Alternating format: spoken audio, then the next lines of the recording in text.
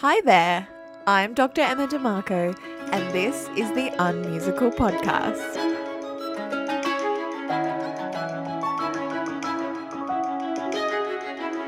Today's episode is with one of Australia's most influential teachers for clarinet and saxophone, Mark Walton. I'm so excited to have you on the podcast today. I have had your books. Your name has been on my saxophone books since I was a very small child, and I still use your books to teach my students today. So you are at the top of my list when creating season 1 of Unmusical. Could you tell me a little bit about yourself and your career?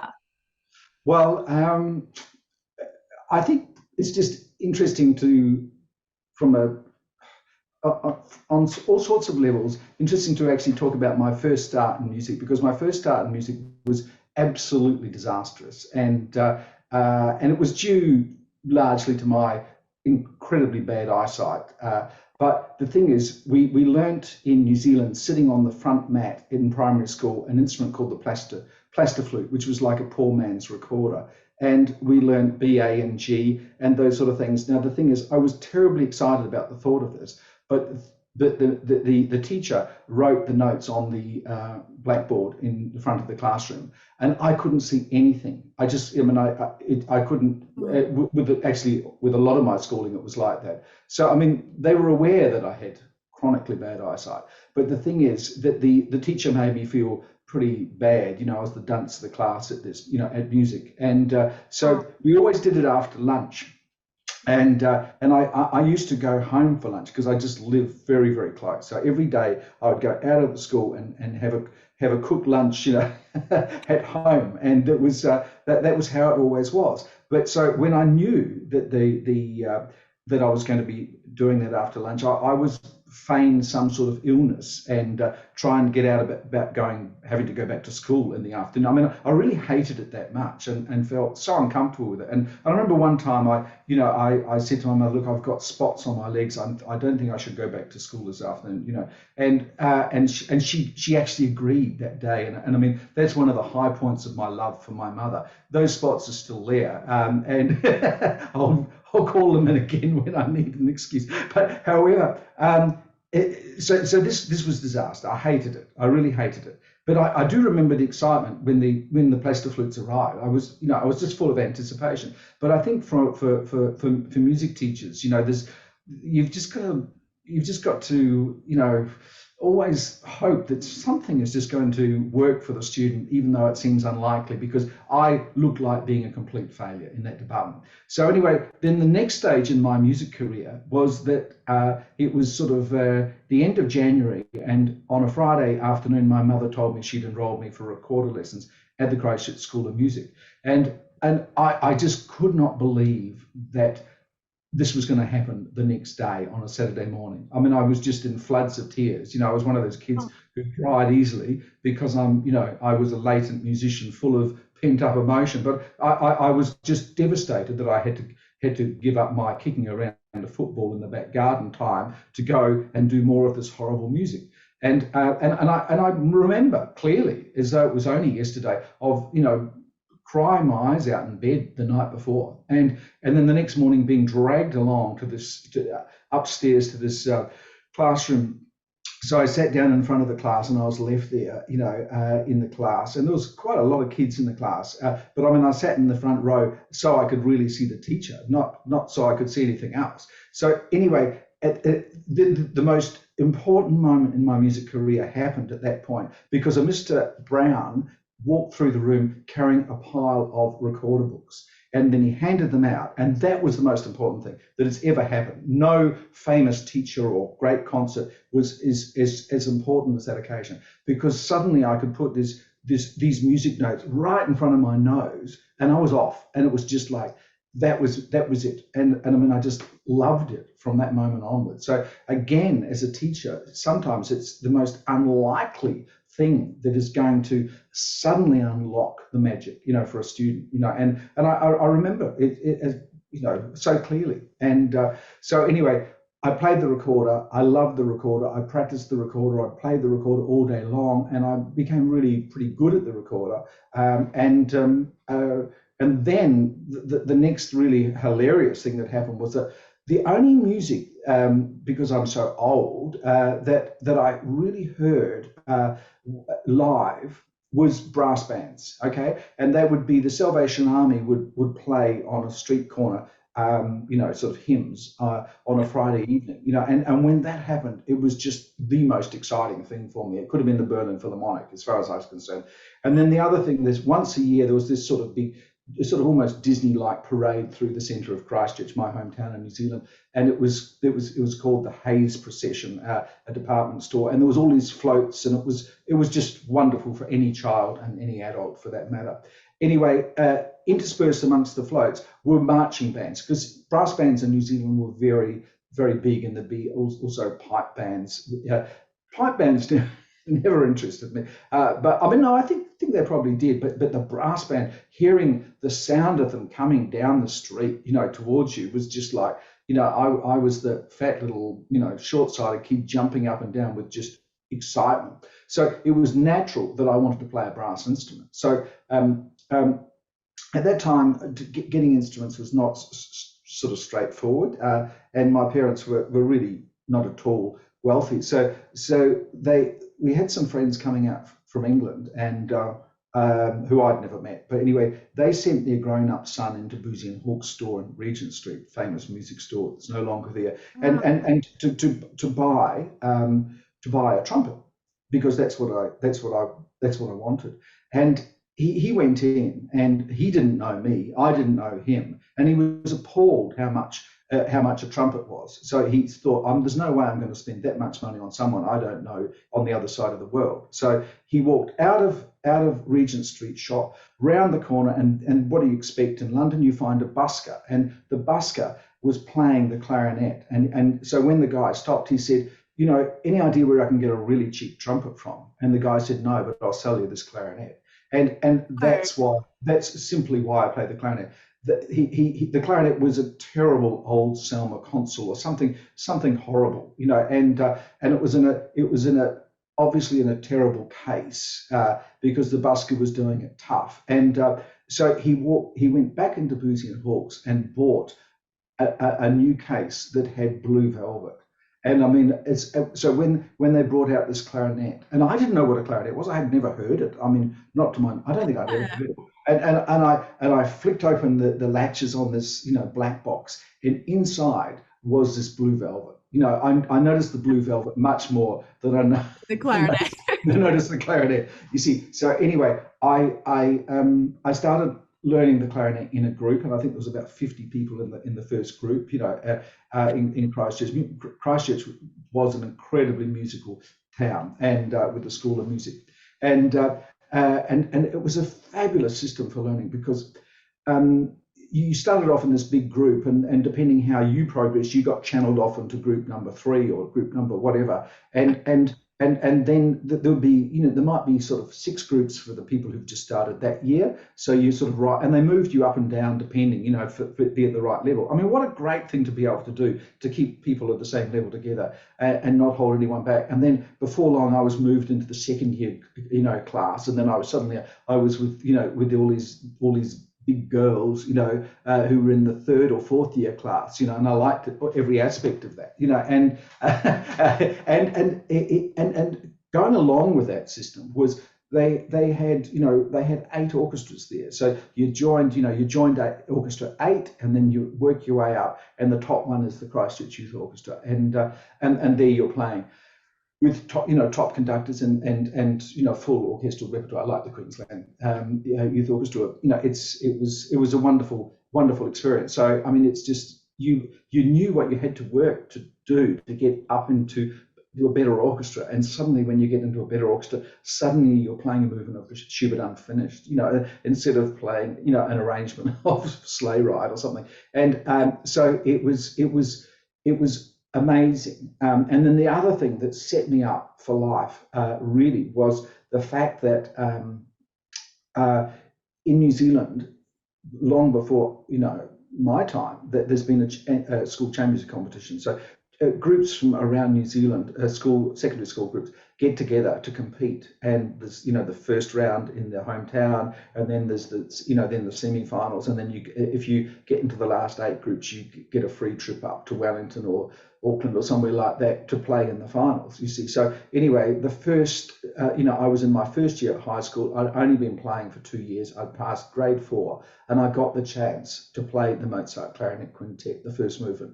I mean, this is intoxicating stuff for a young musician. So I was playing in the youth orchestra, and also there was many opportunities to do solo performances as well. It really was the most perfect situation.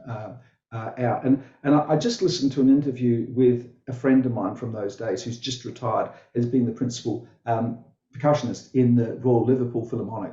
And he was talking about exactly with the same, passion about what an incredible, sort of lot of opportunities we had. And you being a saxophone player will know where the saxophone comes into it. Well, the thing is, the saxophone was a sort of funny thing that happened as well, because there were a lot of good clarinet players in Christchurch, like really great clarinet players, and and of course there's only a few places in the orchestra. So although I was, I played well, the places were taken by older players and better players. So anyway, I would audition for the National Youth Orchestra, and anyway, one year they said, well, there's not really a place for clarinet, but if you get a saxophone, we're doing a Percy Grainger piece, and you can play saxophone. And if you do that, then you can play clarinet and something else. So it was a no-brainer. I had to go and get a saxophone, and it wasn't that I was sort of craving to play the saxophone. So my mother got on her push bike, and she cycled into the music store in Christchurch and said, "Have you got any secondhand saxophones?" You see. Yeah. And as it happened, they did. And she bought it and brought it home on her push bike. Okay. Now, what the saxophone she brought home was a Selma Mark 6, and she paid $150 for it. Now, I'm old, but I'm not that old. So the thing is, suddenly I have a saxophone. I didn't know how to play it, but so the visiting teacher to the school was this legendary, very hilarious guy who's sadly no longer with us, called Stu Buchanan. And Stu Buchanan is responsible for me teaching a lot of the saxophone players in Australia. Now, Stu, with a name like that, was not a classical. He was not playing Botzer and Dubois and whatever else. He was by night was a very legendary Kiwi jazz musician, and I mean a fabulous musician too. And the thing was, he'd come to the school on a Tuesday, and I would just spend as much time, and the school owned this old house next to and that was the music house, and I'd go over there and I'd practice in the bathroom. And so Stu, they're the only saxophone lessons I've ever had in my life, Emma. So I mean, he showed me where the fingers go, which of course was not difficult for someone who was at a pretty high level of clarinet. Yeah. But then he showed me how to swing quavers, which was just fascinating. And then he sent me off into the bathroom, and I just practiced the saxophone, and I really didn't have any idea what I was doing. And then the next crazy thing was, I mean anything I did, I practiced really hard. I mean, I just loved it. But I mean, I was just flying blind. So the thing is, every second year in New Zealand, there's a national concerto competition for all instruments other than piano. It alternates. So anyway, on this year, the first time I could go into the competition, in fact, the only time I went into the competition, I played this obscure clarinet concertino by Matthias Seiber that I've never heard ever since, And so I played that on clarinet, and I thought, well, that's my best bet. And then I also I played the Glazunov, on saxophone. So I entered twice in the same competition. So anyway, blow me down. I didn't get through on clarinet, and I was devastated because I got through to the finals to play it with the Christchurch Symphony Orchestra on saxophone, and I mean, so the thing was, over that summer holidays leading up to that, I sort of practiced I remember it was the most I've ever did. I practiced everyone was away. I practiced for like 14 hours a day. It was just like, and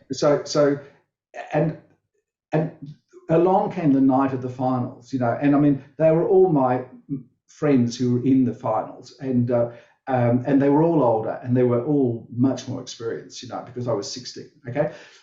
there was four in the finals, and they announced the winners in reverse order. So I was announced first. I came fourth. And anyway, but I tell this story when one of those rare moments when I'm judging a competition, because it's a sort of good story to tell when most of the people in the room are disappointed with your decision. Anyway, the person who came first went on to become a school accountant. The one who came second went on to become a policeman in London, and the one who came third went on to become a farmer. And the one who came last is still struggling away with music. But it was just one of those things. Now, the thing is, I kept playing the saxophone, and I had sort of some students and so on. But it wasn't really, it wasn't really my passion. So when I turned, more or less soon after I turned 18, I headed to New York to study clarinet with Stanley Drucker, a very famous clarinet player. I mean, he's in the Guinness Book of Records because he's the longest-serving principal clarinet in the history of the world, and I mean, he retired from the orchestra. He joined when he was 19, and he retired in his 80s. So that's no one's going to beat that easily. Anyway, so when I went to New York, where I was paying a huge amount of money for lessons, I sold everything that I could that I didn't need. So I sold the Mark 6 saxophone. Yeah, I sold it. Yeah, but I made a killing, Emma. I sold it for $300. I sold it for $300. Which paid for 6 clarinet lessons, and in New York at the time. And funnily enough, the person who bought it was French, and he took it back to France with him. So anyway, there we go. So I didn't play the saxophone until I then came back to Australia, because I was concentrating. But I used to walk past a local music shop, and they had a Buffet Prestige copper saxophone in the window, and I just craved that, because at the time, I just thought it looked absolutely fantastic. Oh, wow. Yeah. So anyway, that's the early stages. The rest is just normal sort of things. But it's interesting to reflect on the early stages, how just absurd things really sort of happened, but that's what sort of set me on my way. And then the other thing that the one last thing I'd like to say about those early years is that at school, because of my eyesight, I really, I couldn't excel at anything. I mean, for me, sport was just a torment, because to any ball sports where you had to catch a ball, I couldn't catch it, because with me, one eye looks that way and one eye looks that way. I go to catch a ball and it's, over there, so it was, when you're playing a team sport where they're dependent on Mark Walton being of some use, I just let everyone down, and I just hated that, So it's I actually left school when I was 15 because I hated it so much, but that wasn't just that I hated it so much. I knew exactly what I wanted to do, and I knew exactly how much practice I wanted to do, and that was that was the right decision at that time. I mean, I mean, it's ludicrous to think that I spent a very large part of my career working in a university when I actually haven't done any exams since I was 16. And to be honest, I'm really rather proud of it. Yeah, I think you should be. Oh, wow. So you've touched on there, after your New York study, you came to Australia, and obviously a lot of Australian clarinet and saxophone players know exactly who you are and have been influenced by you. Can you talk a little bit about your career when you got to Australia, and then your work leading up to, working at the Sydney? Yeah. Well, I'll just quickly, after I studied in America, I studied in London, and then it was sort of short times because it was very expensive, and it was, came from a family who couldn't bankroll me. It was just simple as that. So I applied for the first orchestral job I could that came up, and it happened to be the principal clarinet in the opera orchestra Cape Town in South Africa. So I went along and I auditioned and I got the job. And I was 18, I think, at the time, and I was still 18. And so I headed, maybe I would just turned 19, I don't know, but I headed off to Cape Town. And but although I'd done orchestral playing in the past, it was just so hard with the eyesight. So I decided that, I couldn't do that. So I went back to England and I lived in England 9 years before I came to Australia. And I came to Australia because I'd been a sort of visiting artist at the Sydney Con. I'd done a tour. I was away from New Zealand for 9 years. I didn't see my family for 9 years, which was just amazing. But I mean, it was just that's just how it was, and I mean, at the age of 20, I married my wife and inherited 2 children, and so there was no money for trips back home. So, but anyway, I went back to New Zealand to do a concerto tour with the New Zealand Symphony Orchestra, and then I came through Sydney on the way back, and I stayed opposite the Conservatorium and the Royal Automobile Club, and opened the curtains of when I arrived, and there's the Harbour Bridge in the harbour. It's a pretty intoxicating sort of introduction to Sydney, and then I walked across the road, and I taught these mainly high school students there who were just so super keen, and I think they enjoyed I think they just enjoyed my approach to teaching. It was a bit more, I think, a bit more youthful then. I mean, I would have been about 25 or 26, but I mean, they really enjoyed it, and I enjoyed that Australian energy that I still enjoy in Australian students. It's quite unique actually, and I just thought this was amazing. And I came back the year later and had the same experience, and went back to England and said to my wife, I think we should move to Australia. And it was at the time when sort of Margaret Thatcher was really, slashing and burning the England that we loved, and that was not a hard decision.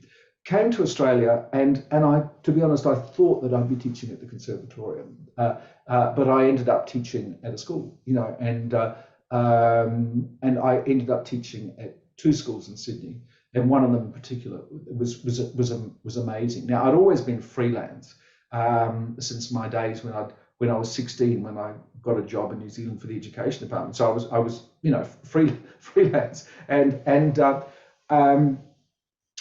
so suddenly, the 2 schools were vying for me. They both wanted me, which was a very good situation to be in. So they both, were offering me salaries, and I settled for Knox Grammar School, because the head of music there, Brian Buggy, originally from Brisbane, was just the most wonderful, musician and boss that I've ever worked for. And he's in his 80s now, and I feel the same about him. He is an exceptional person, and so I felt really lucky to be there. And suddenly I had my own studio, and I had something called a filing cabinet, where I could leave my coffee cup in it, I could leave all my music in it, I could leave an instrument there, I could lock it up, and the room was mine, and no one else used it, and it was just. And I just thought this was heaven, and whilst I was doing all, and the kids were great, the boys were great, it was, they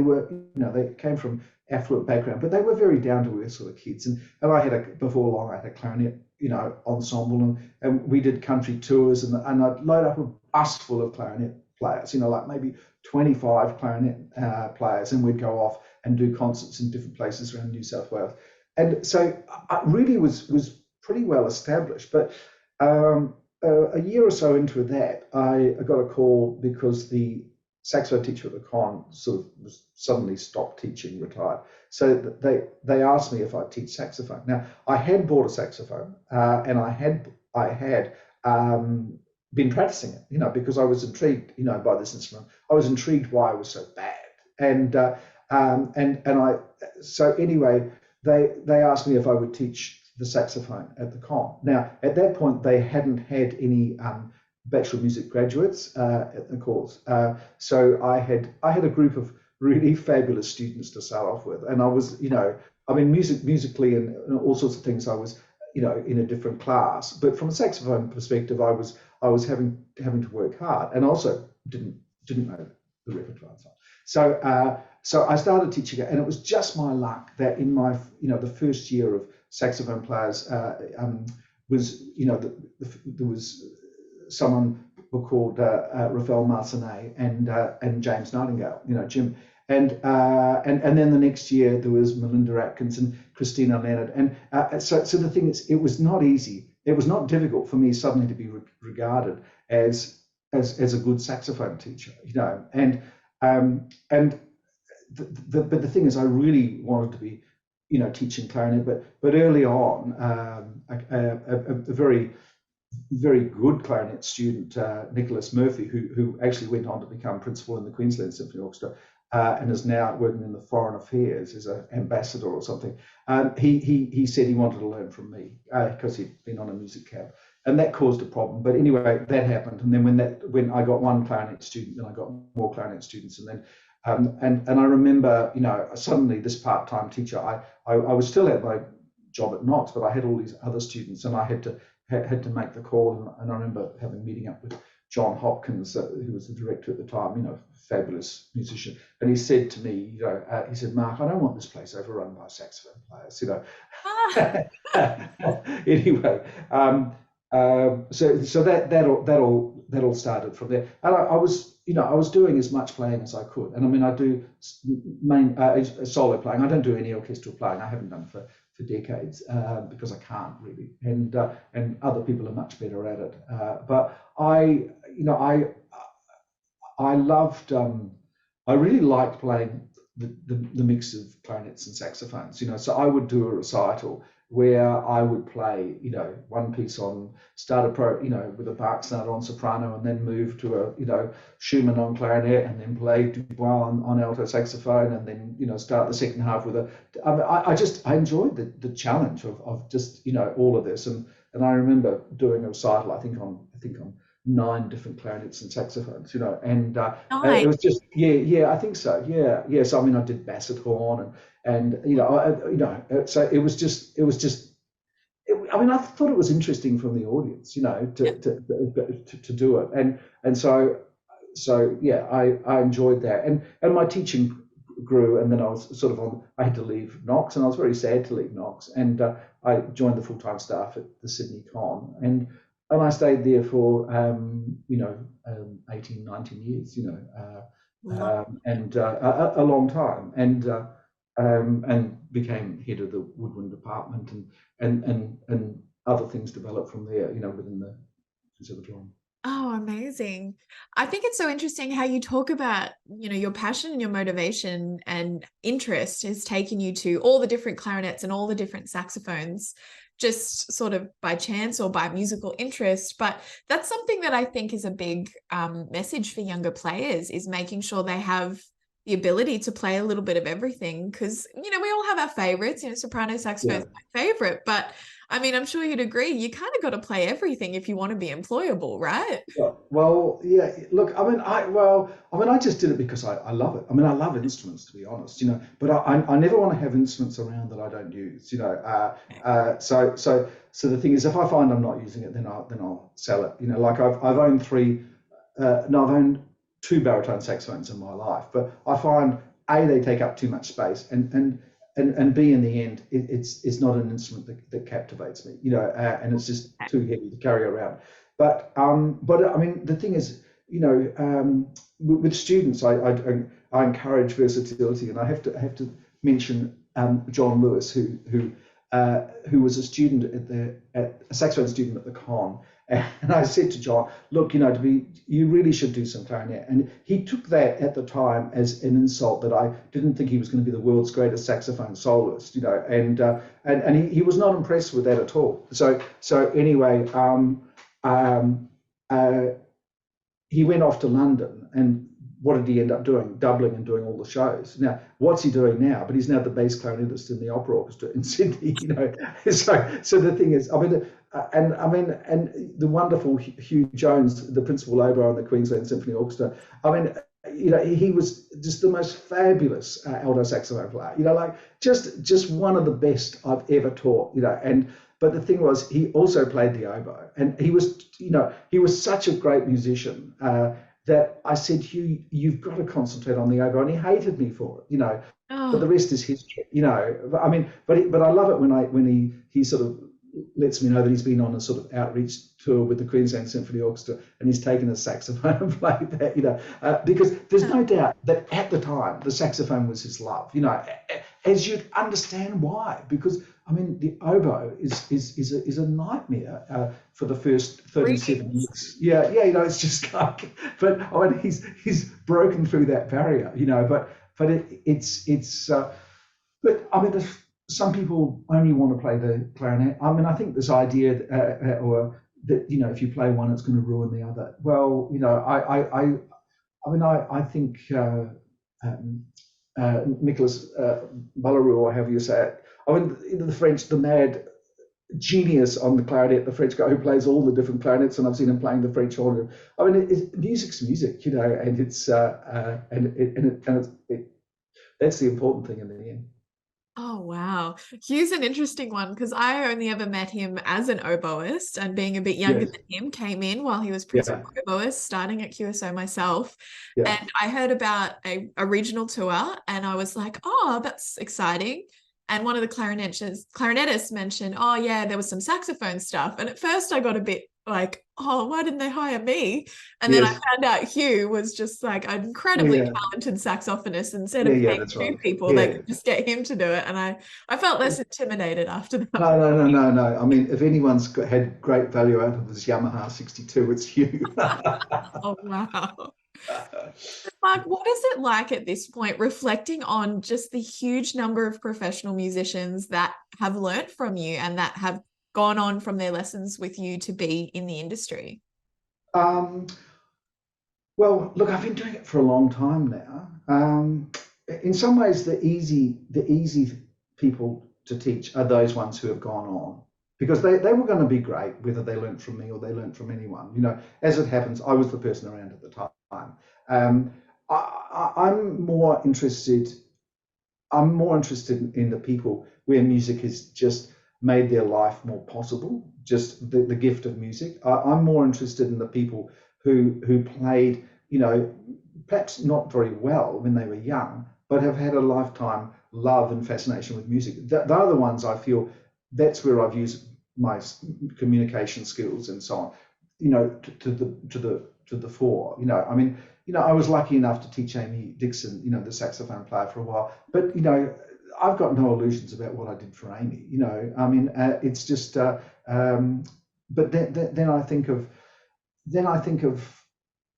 like the guy I met just by chance in a country town, and he was busking outside a jeweler's shop with his little cassette player plugged in there and playing, and not playing particularly well, but I heard something nice in his playing, and so I just gave him my card and I said, if I can help you at any point, so he contacted me. And the long and short of it is that this guy who was, not having an easy time in life, ended up coming to the con, did a music degree, didn't really flourish there, but since then has been just, the most wonderful teacher here in Sydney, and I just think, well, that was absolute chance. And I think that some people might not necessarily have seen the possibility in his playing,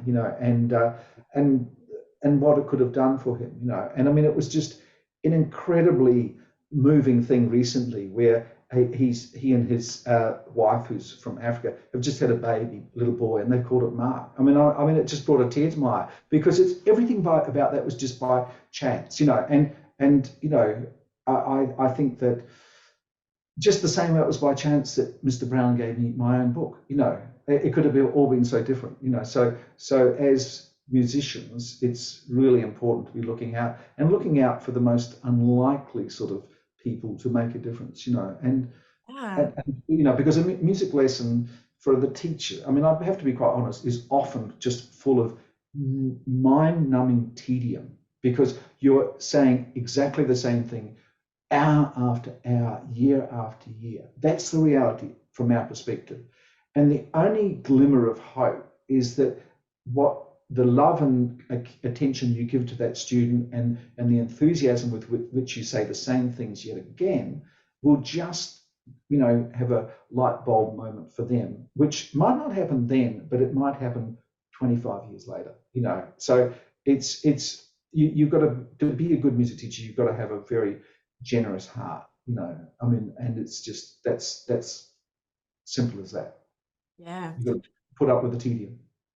Yeah, and I think that's just a refreshingly honest take on music teaching. We all feel like we're saying the same things, often saying the same things repeatedly to the same student. Oh, okay, we worked on that last week. Let's give it another crack this week. We're still going. And that can be frustrating, or that can be very hard. But I think that you're right. The best music teachers are the ones that have that generosity and that openness and kindness to just keep going and keep sharing music and those ideas, and reminding them, it's F sharp, not F natural, repeatedly. Yes, that's right.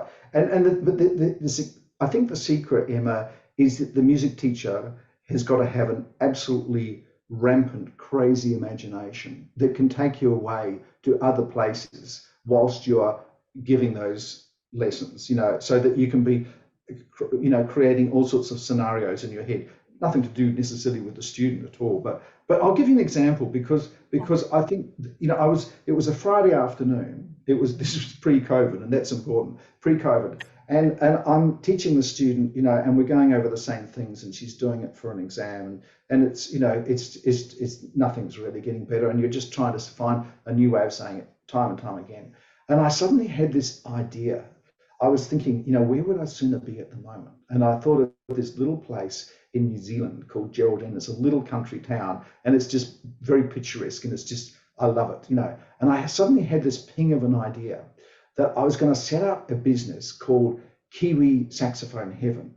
And there's lots of tourists who come to this town because they go on their way to Queenstown on the inland scenic route, you see. And they walk up and down this town, and they look at the gift shops, and they don't need to buy any more picture frames or dried flowers or, wooden kiwis. But they're really happy to be there. They're really happy to be in New Zealand. Anyway, they then come to a shop which has this title, and there in the shop they can go in, and for half an hour, I would teach them how to play the most basic thing on the saxophone, and then put it with a really funky backing track, and then they could I could take a video for them of them playing the saxophone in New Zealand in front of this big photograph of New Zealand, and with a few sheep in there as well. And then I'd ask them where they're from, and they'd say they're from Taipei, and I'd put a pin on the big map on the wall, and gradually the map of the world would have all these people who come along. And then at the end of the half an hour, you'd say goodbye, well done, see you later, and then you'd start off again. Now all of that crazy idea happened whilst I was giving this mundane lesson, you see. And by the time she'd finished playing the Bozza Fantasy Italienne, it was all completely, formed in my mind how it was going to work out, how I'd have to sterilize the mouthpiece. That's why, the mouthpieces and the reeds and all that, and how I would need to buy, maybe, 20 Yamaha, student saxophones, and then I could cope with busloads, and it would just be like the biggest saxophone party. And people would go back to China and say, it was just amazing, no, he didn't speak Chinese, but it didn't matter, and look at the video, and all their friends would want to come there. So isn't that a great idea? Now, the reason why I'm telling you that is that's how I survive as a music teacher. Oh my gosh. Because otherwise you'd go stir crazy, you see. So there we go. Confessions of a music teacher. I never did it, but I think it's still a great idea. The only problem these days is because of incredible awareness of germs and the evilness of playing a wind instrument. That could have been a financial disaster come COVID. But anyway, I still think it's a very fun idea. Wow. You go to New Zealand to bungee jump and learn the saxophone. They're both very dangerous. You could make it a thing, Mark. This could be a thing. Oh my God. But also, Emma, I mean, just on a more serious, can you see why my students like to come along to have a listen with me? Because they don't actually know what is going to happen, because the thing is, I'm trying very hard to entertain myself as much as I'm trying very hard to make their lessons interesting, you see. So it's given me all sorts of skills, because you have to describe things 50 different ways, and I'm sort of doing more and more writing, and not of music, of articles and things, and those skills I've acquired from descriptive skills are very useful, and also those skills when you get young shy students who not only don't have much in the way of conversation, but it's sort of frowned upon within their culture that they should even talk much because they're there purely to have a knowledge transfer,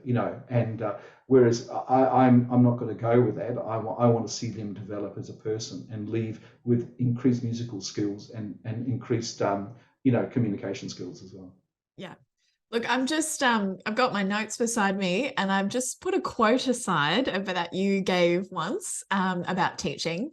It says, Mark waited until he was 14 before he gave his first lesson. And once it was over, he was so exhausted, he had to lie down for an hour. He realized then that this music teaching game was harder than he thought.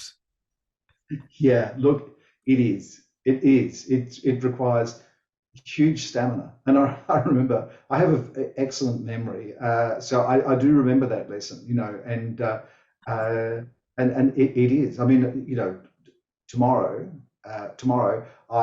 we'll be teaching. I'll be doing a sort of 10-hour teaching day, and probably much the same on Sunday. Huge stamina. I just teach non-stop, and have my Nespresso coffee machine on hand. And it's just it's just what I do. Oh, incredible. Could we talk a little bit about your work in sort of remote Australian communities, and I think in New Zealand as well, where you've gotten out of those big cities and you've done programs and visits and tours and things. What was really motivating you to make that happen and work out? Well, I mean, again, it goes back to the fact in Christchurch, by the time I had a great teacher who was from Yugoslavia, and sort of set me up with the most grueling technical regime, which I'm grateful for to this day. But he left town, and then I sort of ran out of teachers. So I had to learn how to learn by myself, and it was before the internet, and I would write to an older clarinet player in Auckland, and he would reply back, and I'd sort of devour the letter over and over again, and that was the way that I had to. So I've always been interested to try and help people in remote areas, and the first thing I actually did in Australia was tutor on a Pan Pacific music camp, and there was some great country kids there, and I mean Christina and Michelle Leonard, who've gone on to do extraordinary things, were on those original camps, and hearing their story of having to drive great distances for them to have lessons, 2 hours to go and have a music lesson and so on. So I started sort of going out and visiting these places, and you'd go out, and of course you'd go out to do a sort of workshop and find that everyone was involved in the netball tournament that day, and so you'd end up with one euphonium player or something or other, and it wasn't very productive.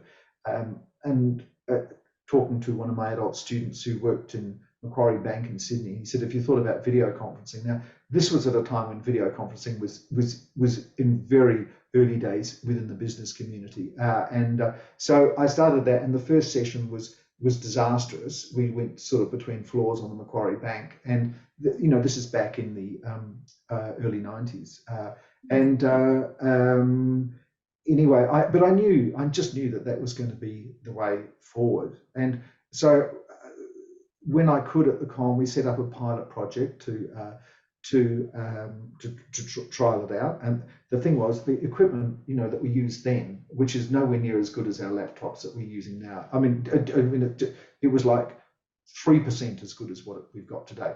Cost like $95,000, and then on top of that, it was $90 an hour for the phone lines, So, and then one phone line was not enough, so we'd have to do, $180, an hour, to deliver this lesson, And I remember on one time we were going to a country town, and it was sort of leading up to a general election, and the deputy prime minister was at the other end to observe this, and I gave a tenor saxophone lesson to somebody or other, and I suggested to him that he might also want to learn, but he said, oh, look, I should try using more of this rather than going, traveling so much, So it was really early days of this. Now, I didn't know that we were going to have a pandemic where every music teacher in the world was going to have to do Zoom and Skype lessons and so on. But it was a way of helping those kids, and it was, and I had many successes from teaching in that way, even though the technology was horrible. But I also started. By this stage, I was churning out lots of graduates from the Sydney Conservatorium, and I was really concerned about what on earth they were going to do, because universities and conservatoires, etc., are great in taking in the most talented young kids, and then 4 years later or 6 years later, depending how many degrees they end up with, they say goodbye, and they don't mind seeing the students, for a coffee every now and again after that. But the students, are left with not a lot of guidance about what they could do. So I could see this problem, and I could see the other problem that so much of New South Wales was just crying out for music teachers. So I set up this scheme where I would sort of go to an area and build up a nucleus of students and enthusiasm, and then place a young teacher there, and then continue to nurture them and go and see them. And my vision was that there would be the sort of satellite network across the state. Apart from the regional conservatoriums, which we have here in New South Wales, but there's lots of areas that were just not serviced. So this was my plan, to get conservatorium graduates. The thing is, they had to multi-skill, and they had to teach brass, and they had to teach all these other things.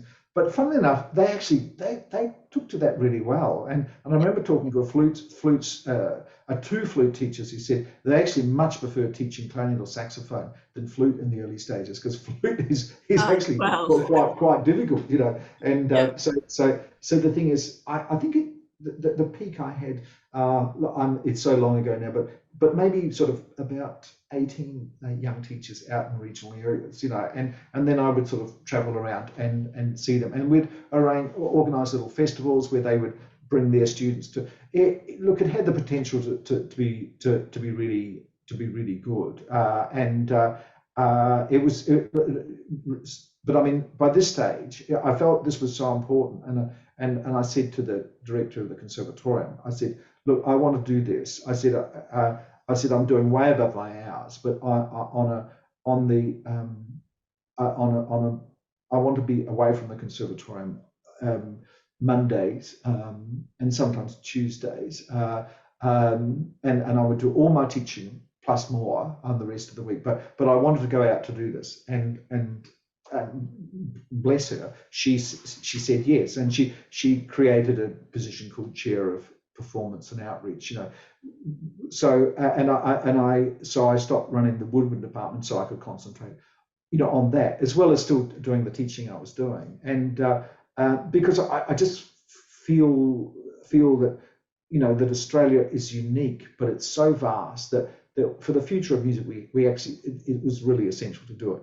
So that's all history now, because we got a new director at the con, and I ended up leaving. So it was, and then the program just slowly sort of fizzled. But some of those teachers are still out in the area and have done a wonderful thing now over a long period of time. And other students from the time, because I'd take tours out, from the conservatorium, and they would have the biggest parties over 3 or 4 days, but we would go and we'd do concerts in schools and so on like that, and that left a big sort of important memory for them, and it was that was good. Yes, amazing. And you didn't just take care of Australian remote communities. I saw that you actually went and taught in Afghanistan in 2012. Yes. Yeah, well, That I mean, I wasn't there for long, and it was the most terrifying thing I did, and it was really hard. And I just, when I got there, I just, counted down the minutes until I left. But the thing is, um, it was, I felt very vulnerable because I don't look particularly Afghan, and it was, and there were sort of explosions and that around. It was it was, I mean, there was such a, where I was staying, there was armed guards on it with machine guns and things like that. I mean, it was just horrible, but the kids were great, and they didn't speak, only one of them had a little bit of English. And there was a lovely man there who taught clarinet. He was sort of more of a folky sort of clarinet player. He'd studied in Russia, and he was just the kindest man I've, if anyone said, who is the sweetest clarinet teacher you've ever met, I would say it's this gentleman. Yeah, in there, the saxophone teacher, knew nothing, he and that was hard because the kids were really keen, but I mean, he was completely he didn't know what the palm keys did or anything like that. So it was just amazing. But the thing is, it left a big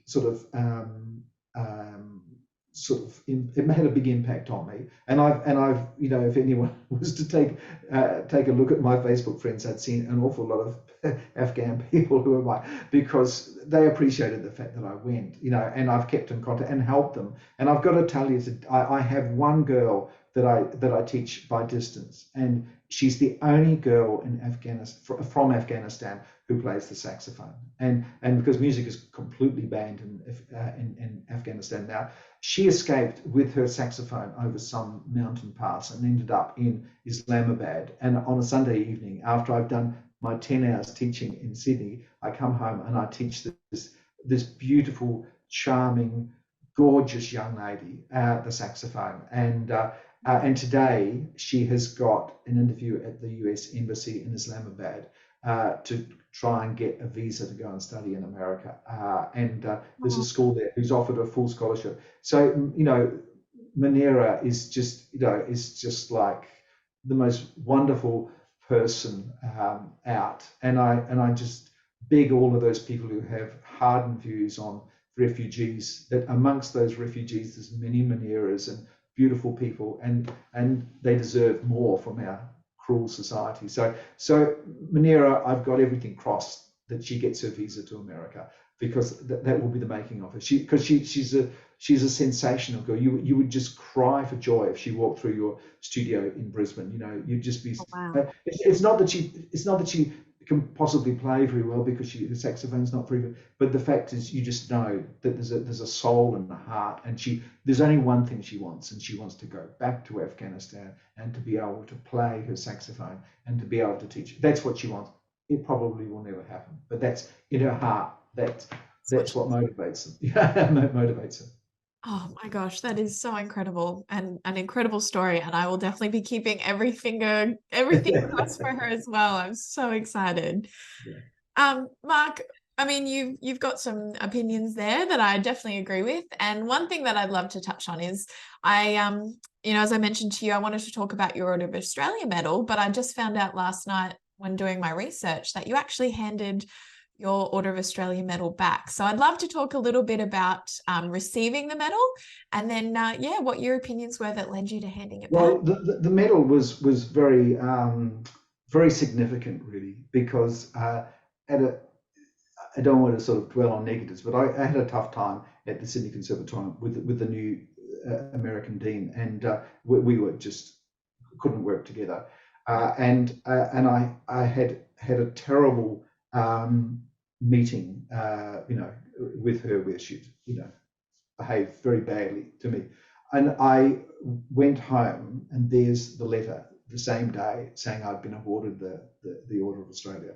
And I couldn't say anything to anyone, but it was just, for me, that was significant, because I was fighting for the outreach program to blossom and grow, because I felt this is what Australia should be doing. This is what universities should be doing. We don't actually need any more obscure research about some obscure subject. But this is real, and this is people, and this is creating a musical public. I mean, this is creating a musical Australia. So anyway, it was significant that the two things should happen on the same day. Anyway, I can't remember when I handed it back, but it was at a time when our very sensitive Prime Minister announced that an award to Margaret Court, the wonderful, wonderful tennis player who already had an award. Now, she also has extreme views about all sorts of things which I couldn't agree with, and I couldn't.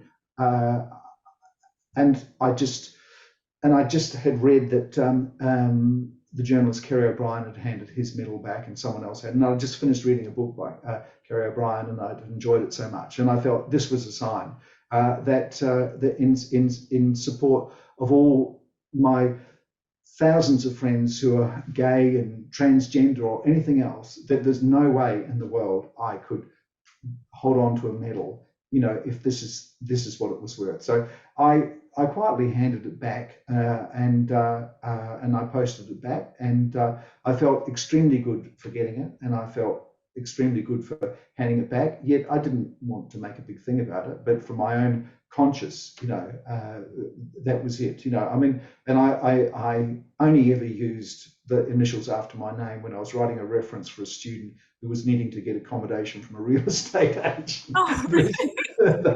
I didn't really use it other than that, because I mean it was lovely to have, but I'm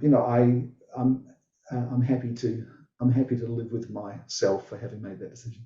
Oh, wow. I think it's a tough decision to make because, as you say, these things have a meaning and have a weight to them. And if it arrived on a day like that I definitely would have more weight than normal. Yeah, that's right. Yeah. But, you took a stance in solidarity with, your community and your people. And that is a hard thing to do. So it was very, very impressive to hear about that. And I'm really glad we got to talk about it as well.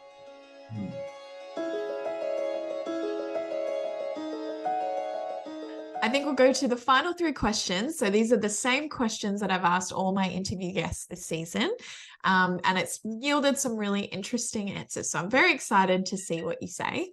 The first of 3 questions is, what advice do you have for young people looking to get into the classical music industry right now? Look, you've just got to be besotted with music, and you've got to listen to it all the time. And I find that very few of my students spend enough time listening. It doesn't matter what genre of music, you have to be that interested. And I think listening to music, be conversant with all the symphonies and all the string chain music and all of those things is just so important, So that would be my advice. And I still love listening to music all the time. Yeah, I think that's very valuable advice. The second question is, what don't you think people know about a life in the music industry? I don't think they know anything about a life in the music industry. I think, they all music students focus on the obvious, which is being a world famous soloist. One, if they don't manage that, then playing principal, flute in the world famous orchestra. And for performance students, they don't get any further than that, really. Their expectations begin to go, well, I wouldn't mind playing second flute, and I don't really want to have to practice that much. But I think there's a lot of ignorance there. But in some ways, you need to have that ignorance, because if you knew the reality of it, you wouldn't lock yourself away in a practice room. I think that's it.